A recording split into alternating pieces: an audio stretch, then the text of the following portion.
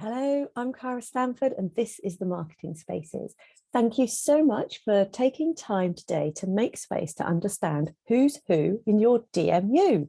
So your DMU is the decision-making unit, and it's a brilliant way to help you understand who's influencing your customer's buying journey. What do I mean by that? Well, when your customers make a purchase decision, they don't make it alone most of the time. Sometimes we do make a purchase decision on our own. Oh, I'm hungry, I'm thirsty. I'll just pop into the nearest shop, supermarket, petrol station. I'll grab a can of Coke. I'll grab a Mars bar. I've made that decision totally on my own. But often there are other people involved. John Donne in 1624 expressed this beautifully and poetically: as no man is an island entire of itself, every man is a continent, a part of the main.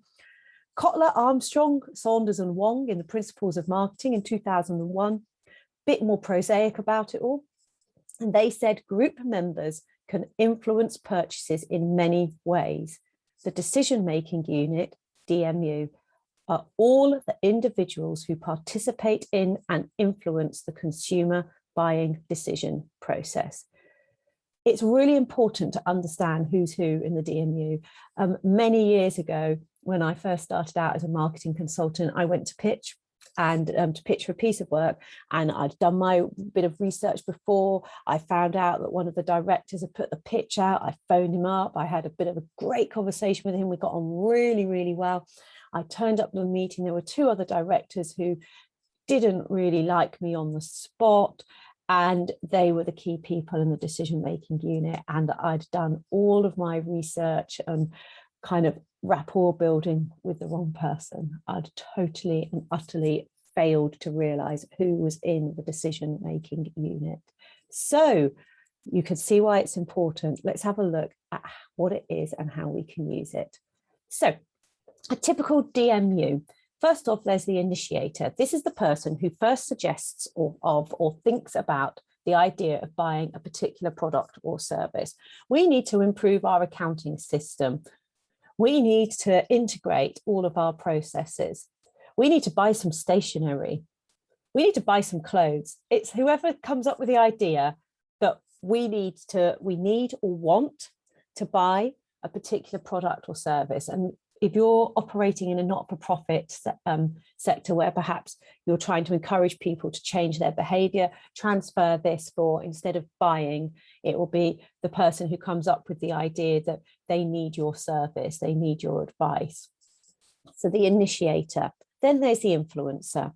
That's the person whose views or advice influences buying decisions. There can be more than one influencer. In fact, in a complicated DMU, there often is more than one influencer. Then there's a decider. That's the person who ultimately makes the buying decision or any part of it. The decider has the final say-so. So the decider is a person that can go, nope, I don't think we should do it. Nope, we're not going to do it. They can often be a silent partner, but quite key. The buyer, that's the person who makes an actual purchase, the person who holds the purse strings. So that might be the accountant in the business who signs off the check, the purchase officer who has to raise the PO order and then make sure that it gets put through. In the case of households, it could be that one household member holds the money to make a particular purchase. The buyer actually is handing over the cash or the investment of time. And then it's the user, the person who consumes or uses a product or a service. Now, if you're sat in an office environment, you are a user of a product or a service that you have had no choice about whether it was bought or not. But you're quite key, because if you go, oh, I hate this operating system, it doesn't work well, oh, this laptop is rubbish, and enough of you complain, then that can obviously influence the DMU. So how can we use the decision-making unit? As a general rule, the more expensive or considered your purchase, the more people are likely to be involved in your customer's DMU, your decision-making unit. So if you're selling enterprise grade storage, then there's going to be a lot of people involved in that. If you're selling a product that is quite emotional or involved, like if you're selling a house, for example, that can be quite an emotional purchase for many, many people. Well, that's going to involve quite a lot of people in the decision-making unit. You know, I know that when we bought our home, it wasn't just myself and my husband. Obviously, we consulted our parents. We're very lucky we've still got all of them around. We talked to our parents, we talked to our friends, we went out to the local area, we talked to friends that lived locally and said, what do you think of this area? What do you think of this place? We read articles in the newspaper, they were influencing us. It took a while because it was a big purchase decision. So there were more people involved in our DMU. Example I've given is if you're selling business to business or business to government, then you probably have a complicated DMU. So let's start to map it out. Choose one of your customer segments, just choose one. Now map out who is involved in their buying journey and note the role that they play. And when I say map them out, I would say, what's their actual role? What's their job title if it's a business purchase, or if it's a personal purchase, if you're selling to consumers. For example, if you're selling fashion items to young women, well, who's the initiator? It's probably them. Map that out and then make some notes. You might wish to hit pause here because I'm going to move on and give you a worked example. Here's a worked example from one of my clients who's one of their segment is primary school class teachers. And what they are doing is they want those primary school class teachers to choose their venue for a school trip. So first of all, who's the initiator? Who's the person who first thinks of or suggests the idea of buying a particular service? Well, it's the head of year. The head of year will say to the primary school class teacher, you've got to look for a suitable provider for a school trip, or we have these suitable providers for school trips, check them out. So there's an initiator going on. Then there's the influencer. Who's influenced the purchase decision? Well, the primary school teacher will go to other teachers. They'll say, where have you been? What have you done before? What works? What doesn't work? They might go to the head of year and say, well, what are the parameters? Can it be an hour away? Does it have to be 45 minutes away? Does it have to be a certain price range? They may go to the head teacher, and the head teacher will certainly have a view on this. The head teacher might say, you can only pick from this list. We know that this location works, that this one doesn't. And the parents of the pupils, if they come up with an absolutely wild idea, they know that there's going to be complaints. If they come up with something that people aren't sure about, then there's going to be lots of questions. So there are quite a few influences on this buying decision. Then there's the decider. Who is the decider? That's the person where ultimately the buck stops with them, and that's the head teacher. If this primary school teacher chooses a school trip that is disastrous, yep, they'll get into trouble, but the head teacher is one overseeing it all, the one in charge of the governance, they'll really get into trouble. Now, if you translate that into a business to business sell, and perhaps in a large corporation, sometimes with the decider, that could be the person whose reputation is on the line, or their job is on the line if a bad buying decision is made underneath them. Who's the buyer? That's the person who makes the actual purchase. Well, that will be the head teacher. The primary school class teacher will make the purchase. There's likely to be somebody in the office who will deal with it, but it will be the head teacher whose name is on the metaphorical check, as it were. It will be the head teacher who has authorized the buy. So you could start to see this head teacher is appearing quite a lot in this decision-making unit. And then who's the user? Who's the person that actually goes on this school trip, takes the children out on the school trip, see how they get on? That's the primary school class teacher. They will actually be using that, but they need to be satisfied. When they turn up for this school trip, they're the ones that have to be satisfied, because what you want is for them to go, that was brilliant. We've got to come back here next year. And then what you want them to be doing is when they're in the role of the influencer, or apologies, in the classroom, you want them to be saying, go here, it was amazing. When you map out the decision-making unit like this, you can clearly see who the influential people are. So as I've already mentioned, the head teacher appears on here 1, 2, 3 times. They're clearly influential, but they're not the person we're directly marketing to. We're marketing to the primary school class teacher, but we've got this incredibly powerful force in the decision-making unit. So when you map out your decision-making unit for one of your segment, that's one of the things you're looking for. You're looking for who occurs again and again, who's actually incredibly influential in this decision-making unit.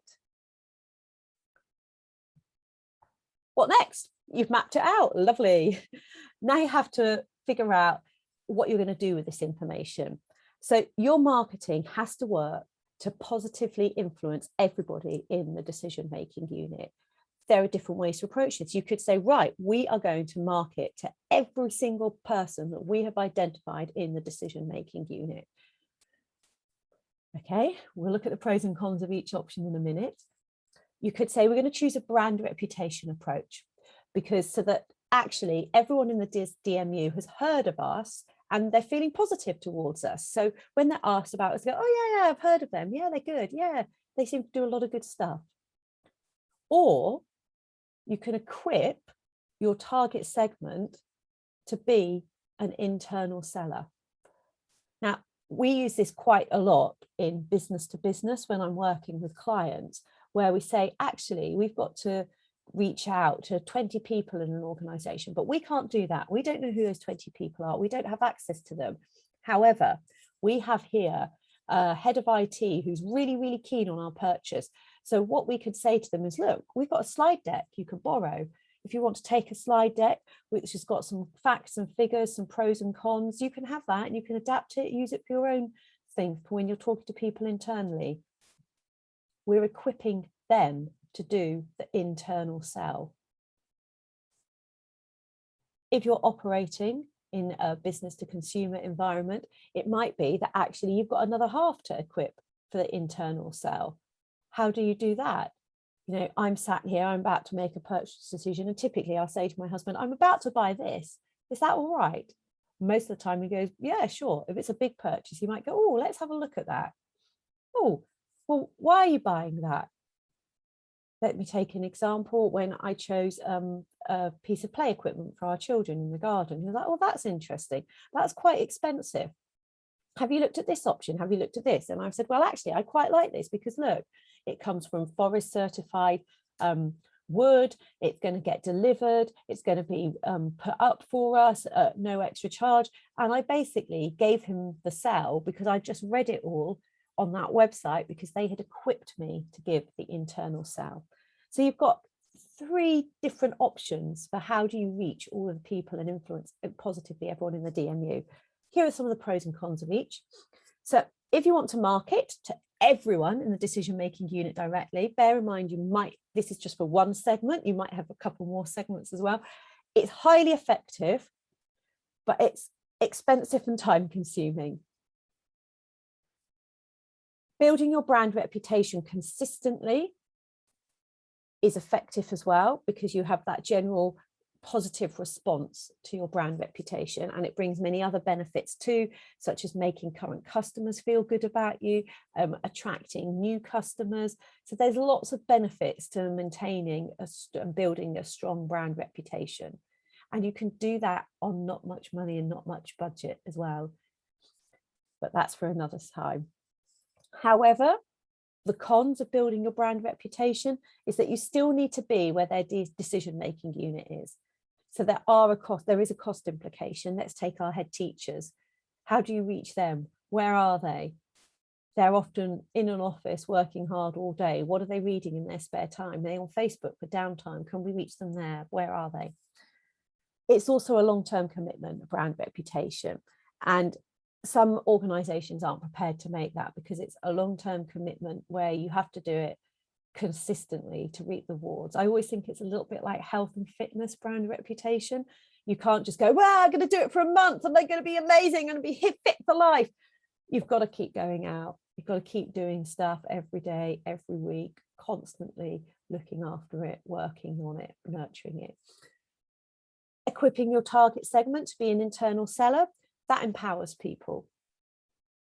It's much more powerful when you turn around to your manager and go, actually, I think this is really good for XYZ reasons, rather than you say, oh, go and look at this piece of marketing from a company that wants to convince us they're great. It is much more powerful to equip people. It empowers them. It allows them to be able to explain something to someone else, means that you've understood it as well, which is a good place to be when somebody's wanting to choose to buy from you.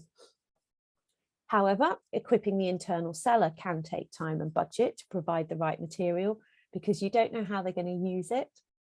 You don't know what they're going to need. You don't know necessarily if your messages are going to hit home, and you can't see the reaction of the people that are on the receiving end of the internal sell. And they might not have time to do the right sell, or you can combine all of these. Now, obviously, it totally depends on your market, on your decision-making unit in there, on the segment, on your company or your organization. So I hope that's useful. We've had a look at who's who in your DMU. You now know how to apply it, and yeah, enjoy it. And thank you very much for making space and time.